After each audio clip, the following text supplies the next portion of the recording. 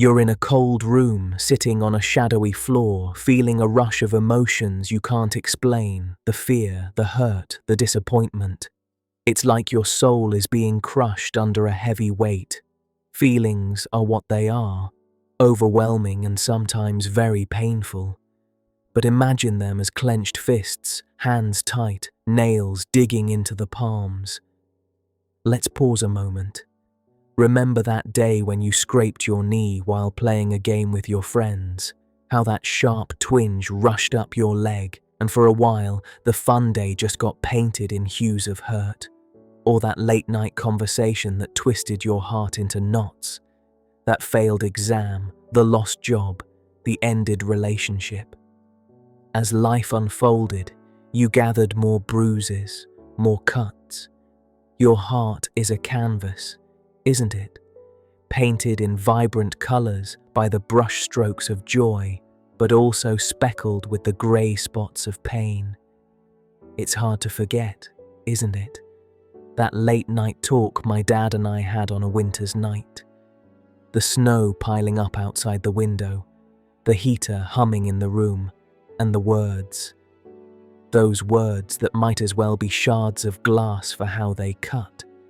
They stung because they were words of truth, spoken by someone who wanted me to face an uncomfortable reality.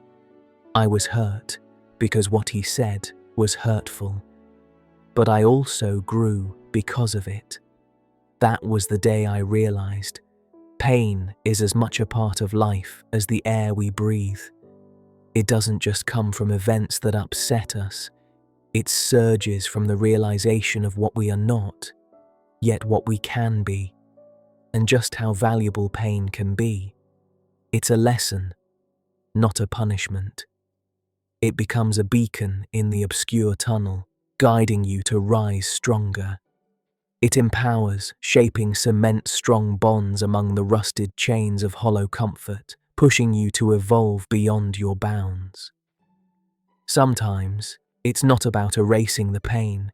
It's about learning from it, getting acquainted intimately and so profoundly that it starts to feel less like a hindrance and more like an old friend.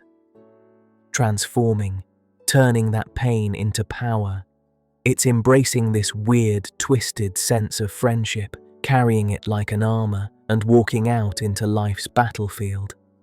It's like tending to that scraped knee not with bitter tears, but with the wisdom that came from it, the knowledge that you are more resilient than you think.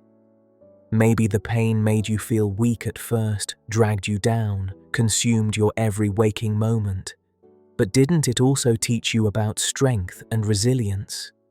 Didn't it lead you to realize how well you could continue and rise again after falling flat on your face? Perhaps that breakup, that dismissal, that rejection led you here. Stronger, wiser, grittier, ready to face the world head-on. One day, you'll sit in a quiet room, maybe stare out of the window at the setting sun or sip on your favorite brew. You'll reminisce about the pain, the hurt, the feelings that overwhelmed you, but you'll also smile, slowly, because your clenched fists have learned to soften, to turn those feelings around. They show you your power, how you built it brick by brick from the ruins of your pain. You'll look back and see, not a trail of hurt, but a path of growth.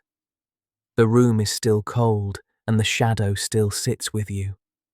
But you're no longer just a soul being crushed under heavy weight. You're a soul learning to lift that weight, finding strength in the strain and crafting prowess in pain. You're turning your pain into power, and isn't that something? You see, life is a ridiculously complicated tapestry of intertwined threads. Some are silky smooth, others scratchy and rough. The key is to weave the latter into the former, to convert the pain into power, turning the hurt into a stepping stone on your path to growth. And if you can do that, if you can weave your tapestry with both hands, smooth and rough, with equal elegance, you would have truly turned your pain into power. Here's to all of us, warriors of life.